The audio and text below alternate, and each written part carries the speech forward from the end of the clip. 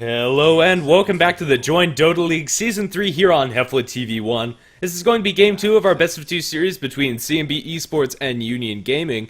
As for your casters, I'll be Granda's V, and I will be joined once again by Mike Loris.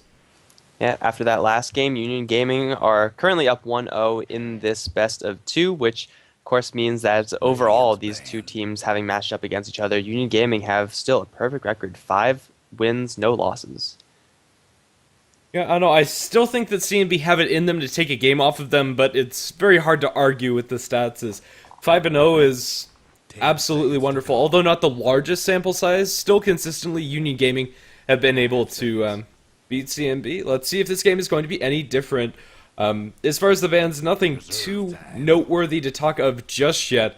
I don't know, last game it just felt like Union Gaming's execution, especially after that last barrage of passes, was just on a little bit higher level than CNB, especially as far as their combos and chain stunning targets down and being able to take them out more effectively. The Storm Spirit from CNB just didn't really come online fast enough, and it didn't really do much for me.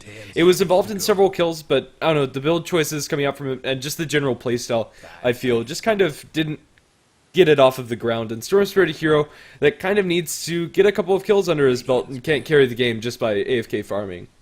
Though I agree with you, it's kind of hard to say that, oh, it was the Storm Spirit's fault, because his laning situation was terrible. So whoever in CNB decided to put the Storm Spirit in that lane is probably more so to blame than the Storm Spirit play himself, because there's no way the Storm Spirit was going to have a good time in that lane. And they could have very easily made adjustments to make sure that that wouldn't have happened. But, I mean, they kind of decided to lane it a little bit risky, and they ended up getting punished for it. It's a fair assessment of the situation, especially at the early points in the game, and CNB really weren't able to come back from that early deficit. Well, the first pick is going to be the Union Gaming Brewmaster as Shadow Demon Invoker are the picks from CNB. Shadow Demon last game was highly prized in this game yet again. We're going to see it first picked, or rather second picked, both times with a decent combo with it. Yeah, I think after last game, Union Gaming, well, I mean, this time it's going to be Shadow Demon into an Invoker. So instead of Disruption Arrow, it's going to be Disruption Sunstrike. Though I think Union Gaming should still probably respect the Arrow possibility. I mean, you don't pick up a Shadow Demon first if you don't have some pretty big plans with that hero. Yeah, definitely not. Last game, it set up several good kills. I'm not sure if it was worth picking it up first, but then again, if both of the teams are prizing it this heavily, it might have not been available later on in the draft, and if you're going to pick up the Mirana, chances are teams are going to ban out the Shadow Demon, and, well, it worked out for Union Gaming Game 1. Union Gaming, they're going to pick up 2 melee heroes to start things off. Could potentially get a little bit awkward down the road, but still Brewmaster, Earthshaker's 2 very, very powerful heroes, and the Brewmaster will handle the mid lane most likely, and Earthshaker, I believe, was not picked nor banned at all in the last game, like no consideration going this way, but hell, in game number 2 we see him being in the first round of picks, so he's finally getting a little bit of respect from these two teams. Yeah, Union Gaming's teamfight is already looking to be fairly scary with Brewmaster Split as well as an Earthshaker, Fissures, and eventually the Blink Echo Slam combo coming out. They have great ways to control the teamfights, especially when it comes to the mid-game. CNB Esports, on the other hand, their first 2 picks are going to be more conducive towards picking off heroes and then split pushing later on with the Invokers, Force Spirits, as well as presumably a Necronomicon built by him. Union Gaming, they're actually going to ban out a Dragon Knight. That isn't really a ban that I would have seen coming. I mean, it's not a hero that's picked all too often anymore. It is not the worst lane for Brewmaster either, so I'm not really sure where this ban is coming from, unless I'm just missing a key interaction.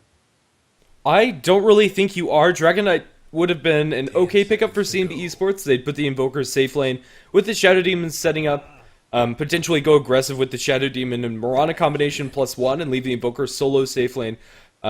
And then you'd have the Dragon Knight being able to push down towers with the Invokers pushing power as well. It's not very strong, and honestly, I don't think it's worth the ban. I think it's definitely manageable, but I don't know, just something that they don't want to play up against. CNB Esports, go ahead and pick up the Loshtrak. One of your classic combos with that Shadow Demon, a good roaming support duo. I'm just going to go on record and say I love Leshrac, especially when partnered up with a Shadow Demon. Add a Sunstrike on top of that, and you have yourself a very devastating, at the very worst, two-hero roam combination. If Leshrac gets a little bit of farm, he could really put the screws to Union Gaming early on. However, Union Gaming, they're going to be pushing just as hard as they're going to be getting pushed. Pugno is the pickup instantly responded to by Ember Spirit from CNB. A very peculiar Ember Spirit hero, a hero that we haven't seen very often. One of these heroes, Invoker Ember Spirit's going to have to go towards the safe lane. I'm leaning towards giving the Invoker safe lane, but then again, Brewmaster does decently well up against the Ember Spirit because Ember Spirit really relies on his auto attacks to CS, and if you just put a couple of early points, or maybe even just the one value point into Drunken Haze early and spam that out in the Ember Spirit, you're going to be a general nuisance to lane up against, and well, a fairly easy gank on the Ember Spirit, especially pre-level 6, depending on what their other support is going to be. But for now, Union Gaming shore up their push a little bit more with this Lone Druid. Ooh, an interesting pickup. I actually was looking through their Union Gaming's past couple of drafts, and this is exactly what they did in the last set they played, not versus CNB. I don't actually recall who they were playing up against. I'll bring that up in just a little bit, but they went for this really kind of pseudo old school with the Lone Druid push comp. With the Pugna, you have a nice body on the front lines with the bear, plus a lot of chip damage from your blast. So it's a very capable combination. CNB, though they do have some tools to deal with that, mainly the Leshrac's Lightning Storm, the Ember Spirit's Sleight of Fist, they're going to be under a lot of pressure. Yeah, for sure. I don't know, the lineup coming out from Union Gaming, I think, isn't all one-dimensional either. They have plenty of ways to start the team fights and to make room for the Pugna and Lone Druid to get their damage off.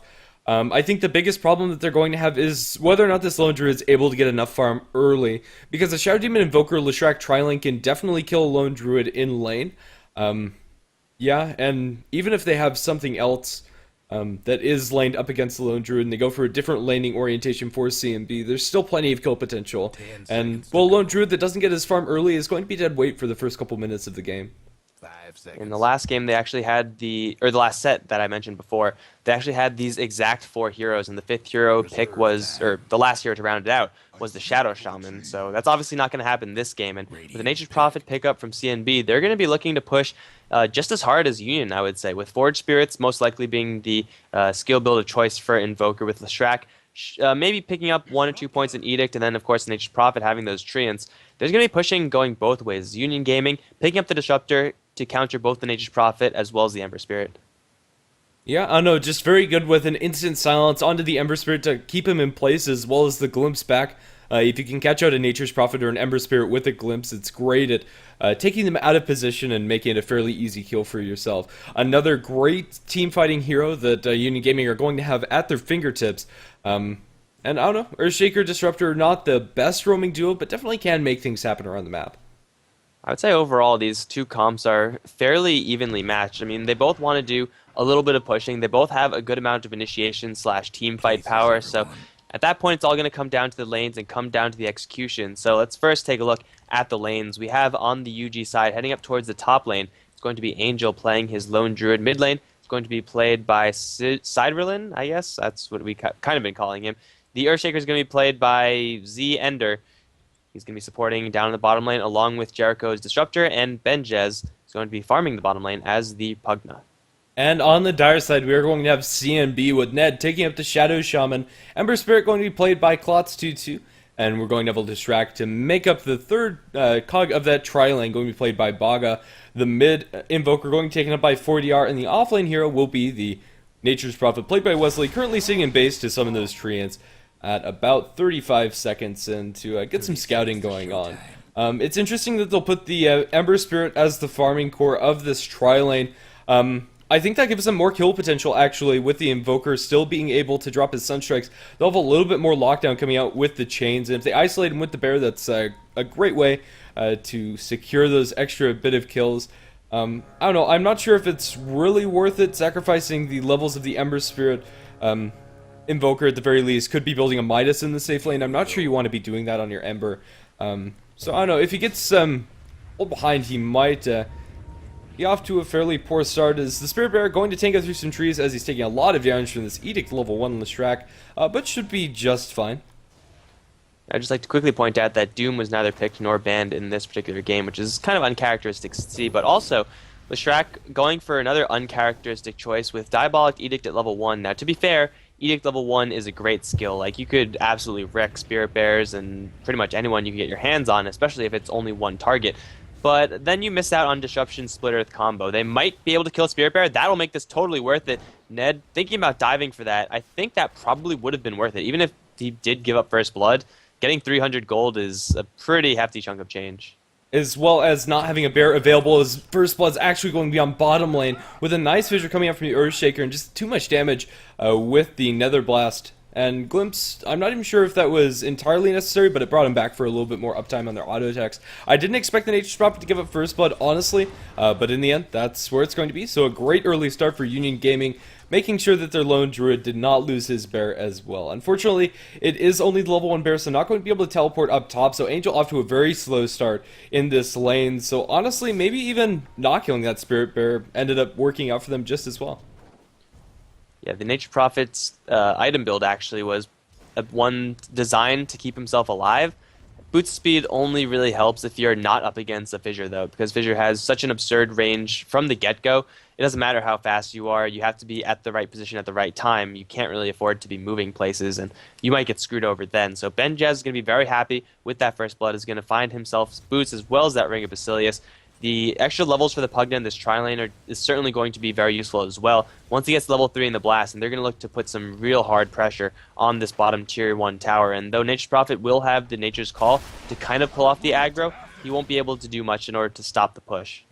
Yeah, for sure. I think that tower is going to fall one way or another as Nature's Prophet is TPing towards the mid, going to cancel that, potentially looking for the courier pick-off. I think he's not going to be able to get it. Yeah, I think they'll going for it. Oh, he is going to look for it, but I think they know that he's going for it and that they will micro it towards the bottom side. Then again, they might expect him to be there, but Brewmaster just going to escort Oski, Oski back to the base. He's an Atragon. Obviously, he's an Atragon. Up on top side, disruption into Split Earth. There's no Sunstrike just yet, but I don't know if they need it. Angel is on the run. He's actually going to turn around for a split second, and he will be safe in the end. Kind of unlucky on the high-low rolls with their right-click CNB. They are once again going to let their bear get free, but Nature's Prophet can eat through all the trees. They seem to know that the Nature's Prophet is around. There's a creep that's going to spot him out and not quite block him in. Do they have a glimpse? Oh, no mana from this Disruptor. Wesley's going to take a lot of damage from that Thunderstrike plus tower shots, but in the end, Lone Druid gets to live. So I think that was actually a pretty big win from UG, even though they do bring their Disruptor up top. Yeah, especially having the Nature's Prophet off of the lane, getting absolutely nothing for next couple of seconds, as well as giving the Pugna free farm down in bottom. Yeah, just the ability for them to push out these waves. I don't know. He goes for the courier yet again. I don't think it took a single right click. Now that it's flying, very unlikely they'll be able to get that. And crucially, Benjaz is now left alone, completely alone on this bottom lane. Earthshaker, yes, is doing the pulling and stacking action, but that's just what Earthshaker is going to be doing. This is crucial for the Pugna because, again, he needs those levels. The earlier he get the levels, the better off he'll be. But unfortunately for Pugna, he's not really a hero that's great soloing a lane, so you usually see him in a dual, if not tri-lane.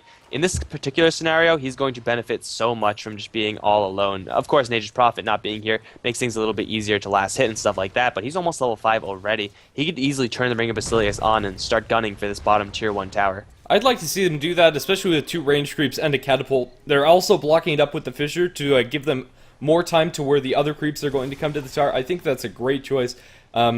He will turn it on, and now the blasts are going to start coming out. The Nature's Call is going to pull the creep aggro, as you mentioned earlier, but honestly, it's not going to matter very much. The Pugna Blast is still going to do a whole heck of a lot of damage, but Benya is also taking a lot in return as he tanks the creeps, as well as the Nature's Prophet right-clicks for a little while. Potential roam coming out from the Shadow Demon as well as the Leshrac. They are going to smoke up, presumably going towards mid unless they go for the long rotation down towards bottom. But as it has just ticked nighttime, this is presumably when you see those first early ganks coming out. The Glyph is going to be forced down as we have Fissure onto Wesley. He's going to be blown up by the Pugna Blast, and Nature's Prophet caught out of position yet again. 2 kills on this bottom lane, making the kill score 2-0 in the favor of Union Gaming. Leshrac and Shadow Demon are actually going to go down to bottom. I think this is important for them. They need to make sure that they can help this tower survive as best they can and potentially catch out the Pugna, who isn't looking too healthy with only about 400 HP. They start with the Disruption follow-up with the Sunstrike as well. Splitter's going to be cancelled by a nice Fissure. Will they have enough damage? It looks like they will, and Benyaz will fall with a nice TP coming out from Wesley.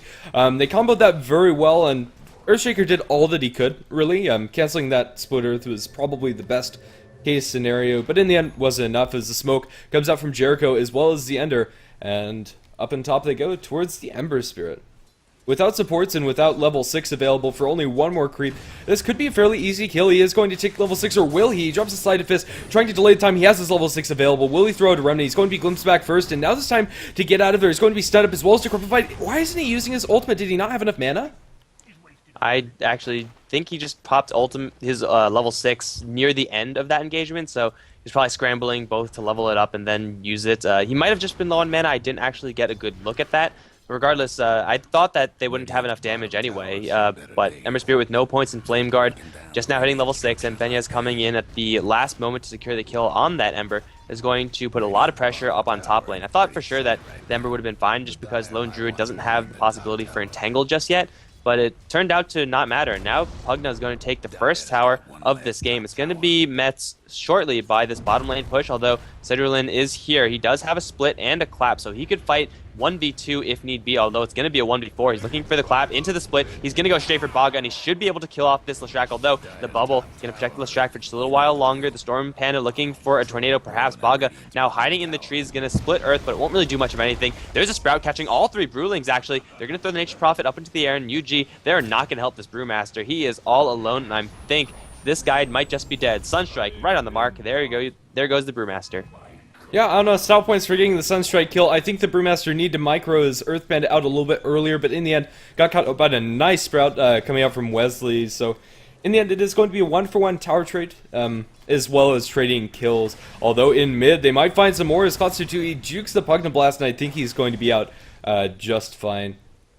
Yep, so that is going to be the damage for now, as the 5-man is going to start coming out from Union Gaming. They have some decent sustain with Earthshaker already having Arcane Boots, getting a lot of farm that support, and Pugna also with his Arcanes, and now the Buckler completed. As they go for a Fissure onto Ned, Ned looks like he's going to be fairly dead. Or do they have any other spells? Well, without the mana that to throw out any other barrages of nukes, they can't get him. They'll get the couple more auto attacks that might be the kill on Ned. That is only a level 1. It will take him down eventually. So Disruptor gets the last hit there. Very awkward engagement as 40R gets slowed down by the Drunken Haze. Nothing else to lock him down, however, as Nature's Prophet gets a kill onto the Earthshaker, TPing inside the jungle. Not sure what Earthshaker was doing there. Didn't actually see that on my map. Yeah, just not expecting that pathing. He just simply stuck around for just a little bit too long. Unfortunately for the UG side, they had to go on that much longer chase than they really would have liked because Pugna used the 60 mana for Decrepify and then was put just slightly below the threshold of mana that he needed to cast that Nether Blast. If he had the Nether Blast, it would have been an easy kill. Get in, get out, and then start going for that tier 1 tower. But it costed them ultimately killing the Earthshaker, though they did get the kill in the end. It just took a little bit too long because of a little bit of mana miscalculation there.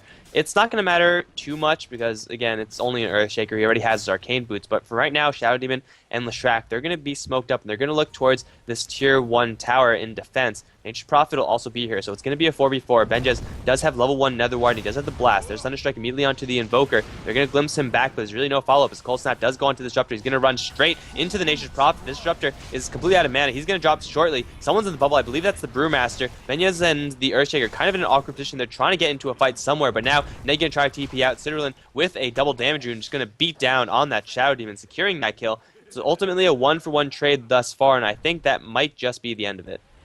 Yeah, I think so as well. I don't think there's a lot left in the tank in order to initiate. They are going to stick around and, well, I don't know. They still have that double damage on Sidrulin. They need to be careful, especially if it gets a couple of crits. That could be very dangerous for them to deal with. They're grouped up very heavily, but they don't have a lot of ways to punish that, as now the Spirit Bear is going to start chipping away the damage or at the tower with the Pugna Blast as well, and it's only going to take one more before they're able to get that. With Mechanism to barrel through all of the damage coming from the Ember Spirit, they should get this Tier 1 tower more or less uncontested. They can conceivably go for a Tier 2 because they do have the split, so they're ready to fight. However, I think backing off and going for the bottom lane. I mean, it's only at 300 HP, so a couple of blasts, and that one's going to be easy gold in the pockets of UG. So far, their pushing is just getting a little bit more than the push from CNB. Leshrac has gone for an Edict-heavy build, is opting to go for 0 points in Lightning Storm thus far. I think it might be considered as a mistake. However, Wesley in the bottom lane, he's going to get decrypt blasted and drained out. Benja's getting a free one down on bottom all alone. And that's pretty crucial because he needs those points in Netherward to really get an edge in those team fights. Yeah, and now 2, and I'll have 3 very shortly. So I don't know, this Puckna is off to a wonderful start. The top net worth in the game has only died once and has been involved in 6 kills of his own, picking up 4 of those, so pretty much perfect as the Brewmaster gets kill onto the poor Leshrac there, and now chasing down Ned. Ned, he's going to be followed by the Fire Panda. They don't have another stun, but they will be able to glimpse him back, and now the Enchant Totem, he'll be able to get the defensive disruption off, and now the Enchant Totem is going to miss. I don't know, this Brewmaster completely microed his minions as they go forward, but the Earthshaker going to jam in with a fissure. Wesley jumps in, I'm not sure exactly, very awkward as they jump it onto Jericho with the Fire Remnants as well as the Chains. They will be able to catch up both of them with Cold Snap onto the Earthshaker. Both supports going to be fed away for the Shadow Demon. Yeah, that was very weird that they decided to stick around. Their positioning was kind of awkward. Both of these teams are, I don't know, not getting their kills very cleanly, and they kind of sprawl out afterwards. So, CNB able to make good use of that and now get a tier 1 tower of their own. Yeah, UG just getting a little bit too overconfident there. They will fortify the mid lane tower, perhaps deny it, depending on how baller this Brewmaster is. Looks like he's not baller enough. But yeah, Disruptor and Earthshaker both taking a really weird route out of that initial fight. If they just got those 2 kills and then backed off happy with what they got, then they would have been fine. But I guess they thought that they would meet up top lane with the pushing Lone Druid. So, I mean, obviously the shortest distance between 2 points, straight line. But they didn't expect to run into everyone from CNB. And Earthshaker tried to get into position for an Echo Slam, but at that point, Brewmaster's ultimate was already timed out. He got a little bit mixed up because of the fact that Disruption does have kind of a weird mechanic with Glimpse, and they didn't know where the Shadow Demon was going to pop up in the end. But at the end of the day, they got the kill, but wasted a lot of time with that Brewmaster ultimate. And if they got the kill a little bit cleaner, then moved out as a group, that probably wouldn't have resulted in both the Earthshaker and Disruptor going down. For sure, 4DR as well as Wesley have both gone the Midas route on their respective heroes. Invoker and Nature's Prophet, definitely great Midas carriers in their own right. As Lone Druid does get a tower in bottom, as we have a little bit of initiation. Chains are going to completely miss and land on creeps as he gets locked down by the root, and Colossus is going to give up his life here as Earthshaker. He's leading the charge, doesn't have a lot. Now the glimpse back from the Disruptor. They should be able to get Boggy here. He drops the stun, lands onto the Brewmaster as well as the Bear, but the life drain from the Pugna as well as one more crit from Ciderland will be able to secure that kill. And now the tier 2 tower going to take a decent amount of pressure on top of that.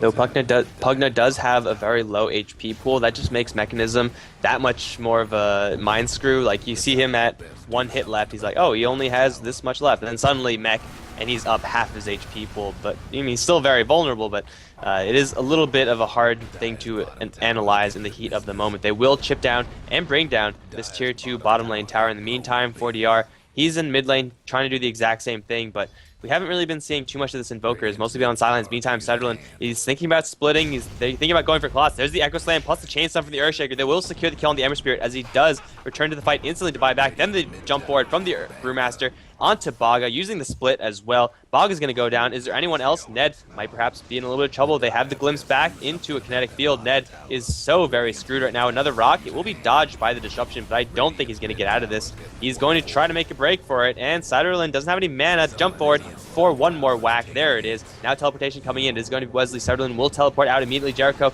almost getting out. He will not manage to teleport out to safety, but little bits of, again, aggressive play from the UG side. This time they get a couple kills, however, so, you know, it's all good. But they do lose a tier 2 tower mid lane in the meantime. Yeah. Sorry about that. As we go and look at the item progression on both teams, we have a Maelstrom picked up by the Lone Druid. So Angel, going for more of the fighting build with Pugna on your team, as well as the Earthshaker, as well as the, and the Brewmaster, rather. I definitely like this choice coming out from him. The Phase Orb of Venom Maelstrom is going to do a lot more work than if he went for the Midas or Radiance route. Yeah, and speaking of this, Earthshaker got an incredibly fast Blink Dagger. It wasn't delivered until just now, but still, 14 minutes on a support Earthshaker is absolutely wonderful. And, well, we'll look for some pretty big Echo Slams as Roshan is taking the Aegis is still on the ground. Nobody's taking that up just yet. 4DR eventually will back off, but I don't know if the Brewmaster was around there, he could have stolen that very easily. In the end, it's not going to be the case. With CNB on the dire side, as well as having just the amount of units that they have with the Nature's Prophet Invoker, fairly easy, Roshan. So you mentioned the Earthshaker picking up his Blink Dagger. Of course, the Brewmaster has his as well, but here you wouldn't expect is the Disruptor Blink Dagger. What do you think about this? I think it's absolutely fine. Being able to get very long-range glimpses is wonderful, as well as just being able to position yourself on the back lines of the fight and then drop the Blink Static Storm instantly to hold the Ember Spirit and whatnot in place. I think it's a worthy pickup. Potentially going for Arcane Boots to help with the push might have been a little bit better, but if you're able to find the farm for it, Blink is definitely a worthy choice at this early point in the game. I gotta say, it's probably the fastest Blink I've ever seen on Disruptor because, well, it's 15 minutes, which is fast, really, by any support standards, and Disruptor usually doesn't actually go for that item, so extra value there. But Necro Unit 2 is procured by the Pugna. They're just going to go for it up on top lane. They have all of their strengths right now. The Bear on the front lines with that recently picked up Maelstrom. The Ember Spirit will try to chip away with that Sleight of Fist, but he doesn't actually have that much mana. Mech will pop off, giving this creep wave a little bit more durability. 4DR trying to get in there, but jump forward from Citadel. Is he going to split on this Invoker? It looks like he will back off for now as they do manage to take down the tower. Now the Panda in that bubble. Jericho's going to jump forward for a Static Storm. Only on Tabaga, though. They will secure the kill on the Leshrac, but that's a lot of commitment in order to pick that one up. Still, Banjaz is just working away on the melee racks while the rest of his team just runs support and distraction. They take the melee racks. Now Rock's going to be dropped. Will do a little bit of damage to the Bear, but that's about it. Banjaz is way out of here right now. Citadel is going to jump out. Angel, the only one still left in this fight. I think they're going to lose the lone Druid, but they take the mid Raxes. That's totally worth it. Yeah, and Angel is still standing for now. Eventually will drop. You'll have a Bear when he comes back up, and both of the Necronomicon 3s have been finished. But yeah, in the end, CNB were just a little bit slow to respond to that push. They were still pushing out in mid and top, and weren't able to TP back fast enough in order to counteract that. Once you have a lone Druid and Pugna hitting away at your barracks, it's going to fall unless you do something about it. And for now, CNB don't have the best tools in order to do so. Mid-tier 2 still does stand, however, with the amount of pushing power that UG do have right now with the level 3 Necronomicon on the Pugna. Wouldn't actually be surprised to see Necro units picked up on some of the other heroes from UG, though right now it seems like Lone Druid, preoccupied with an Assault Cuirass, and Brewmaster and Disruptor both will head on towards an Aghanim Scepter. So it looks like this will be the only book that UG are going to purchase. But, you know, that's fine. I mean, they have the auras and the True Sight and everything like that, so they'll get the value. And I think it's going to be the mid lane where they probably would want to take down the tier 2 as their next aggressive play, and then possibly slide down and look for a high ground push down bottom. Yeah, I mean, I definitely wouldn't be opposed to a Necronomicon coming up from the Brewmaster, but Aghanim Scepter also has its warrants. When he's outside of his ultimate form, it'll make him a little bit tankier, but inside he'll have the extra spells to drop. The mischance on the Ember Spirit could be pretty large, as well as just being able to make all-around havoc inside those team fights is always a wonderful thing for them. Nature's Prophet TP is out as the mid-push is going to commence coming up from Union Gaming. They bought back their Earthshaker in that last engagement, and I think there was a buyback on the enemy side on the Leshrac as well. Pretty peculiar. I don't think that buyback actually did very much, but for now, it looks like we might be looking at a tower trade as Necronomicon Forge Spirits up in the tier 2 on top. That's going to fall very quickly unless they back off almost immediately, and for now they're not completely back there, and it looks like it will fall. They'll delay it for 5 seconds, but in the end they're committing in mid, and the Static Storm, they don't catch the Ember Spirit. He's able to remnant out to safety, so in the end he's slowed down yet again. He's going to eat a crit. Will they stun him? They will. The Enchant Totem just barely clicks Clots 2-2, but they don't follow up for that. He has the shield up as well. He'll be stunned up one more time as the tier 2 should fall, but in trade as they TP up top, and it looks like they just want to go full out base trade as Nature's Prophet is committing to this top lane as well as the Invoker. Both have TPs, and they should be forced back into mid, but I don't know. Trading up against a Pugna and Lone Druid is going to be very bad, and they might just get the tier 3 tower where they get nothing as they're already committing backwards. Ember Spirit spamming out his Sleight of Fist, but without a Battle Fury, it's not really going to do much. He gets decrepified and life drained up. No other lockdown for him, however. The stun comes up from Leshrac onto the Bear and the Lone Druid himself as they're on the backlines. Ned is in a very awkward situation here as these 4 staff has not been used just yet. Melee Barracks number 2 taken down, and Disruptor gets killed on the Nature's Prophet. Didn't see where that happens. That was down in bottom lanes. Invoker's now turning on to Jericho. In mid lane, they're also havoc all around the map, and they're committing for this range barracks as well. With the Lone Druid as well as the Pugna, it will fall. And I don't know, Union Gaming are just taking these racks so easily, even though the net worth and all of the metrics are fairly close. As far as map control, they have it completely won. As much respect you might want to give to the Nature's Prophet for his pushing power, to an Invoker for his pushing power, Well, the Pugna and Lone Druid just have a little bit more. Now Invoker going to get glimpsed back. He will throw out the Deafening Blast, and Citadel taking quite a bit of damage. He does have the split, though, so there's actually no chance for him to die unless he's too greedy. They take down the Invoker. They take down a whole boatload of heroes as Disruptor in the mid lane. Before he TP'd back, actually got a very crucial glimpse. I believe it was on Nature's Prophet, who tried to get in on that mid lane fight, but ended up getting launched right back to the top lane. So UG, they make a really, really nice base trade there because Pugna rarely loses base trade scenarios, especially when you have a Lone Druid Bear. This dude with Demolish makes it so very easy to take down buildings, and that's exactly what they did. CNB, they just couldn't get enough damage on that tower. Nature's Prophet, he has a Mjolnir, which is great for clearing creeps, but at the point where you're hitting the enemy tower, you really want a Desolator. For sure, and the Spirit Bearer is going to have the complete Assault Cuirass very soon. As Lone Druid, only a couple hundred gold, or one CS rather. He will have that completed for the next team fight. Is in the river. They're going to drop Stagstorm Kinetic Field combo on both the supports. Jericho will drop to one more odd attack, but Sideland gets himself a double kill on the Nature's Prophet as well as the Shadow Demon. He's clubbing away at Baga, but he'll be able to TP out to safety. Split wouldn't have come soon enough, and well, now this is just going to be a very hard game for CNB. His flank forward by Sideland is going to be unfruitful. But I don't know, even just the amount of gold that they're going to get is going to be severely reduced by the amount of creeps that are coming in that are those mega creeps, and then the constant pressure is going to be hard to deal with on top of that. And even if Union Gaming had to take this late, although they don't have the best heroes, I think they could just go about this very slowly, but I don't think they have to. I think they can just start 5-manning down these towers very quickly. Yeah, especially with Echo Slime just coming off of cooldown, and now the Aghanim Scepter complete on the Brewmaster. Pretty much the only thing left to be delivered is, well, no, it's already there, the Assault Cuirass on the Lone Druid, so the items are up, and now it's time for round 3. They took the first 2 sets of Raxes so very easily. Past would indicate that this set of Raxes, the last one remaining for CNB, would be taken just as easy, if not easier, now that the Assault Cuirass has been picked up. CNB, they don't really have what it takes right now. I mean, the Shrek is a 4-staff, which is all well and good, but Ember Spirit not doing nearly enough damage. It's really, all the damage is in the hands of the Invoker and the Nature's Prophet with that Mjolnir. But Nature's Prophet, he'll have his hands full defending up on top lane, where the creeps will inevitably going to start breaking down that range. Rax Fissure will be thrown out, but already there's a first hit entangle onto Klotz. He'll use his spirits to jump on out of there as the Brewmaster does jump in, but Baga is going to get Echo Slam down on the bottom, and there's a 2-man Static Storm. The third will get glimpsed right back in as Baga gonna get focused down by the Necro units, and 40R will drop shortly after. There's the Nature's Prophet up on the high ground trying to take out this Earthshaker. He's gonna TP out straight after, but a jump forward for the stun for Enchant Totem. He's gonna trade his life in exchange for this Nature's Prophet, perhaps. He's stuck in an awkward position. In the meantime, Jericho gonna get another kill on the Shadow Demon. They're still gonna try to chase down this Nature's Prophet. Vengeance with one more whack is going to take the last hero out from CNB, and just like that is going to be GG because the Raxes are going to drop. Yeah, there wasn't really anything for CNB to do in that situation, so after a very stretched out game, especially with the pauses in Game 1, Game 2 was just a fairly straightforward win for Union Gaming. It's a lineup that apparently they're very comfortable with, and it showed in this game. They played it very well. I don't know, it just turned out wonderfully. I'm not sure why the game's not ending, but there we go. The Ancient is going to explode, and that's going to round out American Dota here on HeflaTV 1 for the night.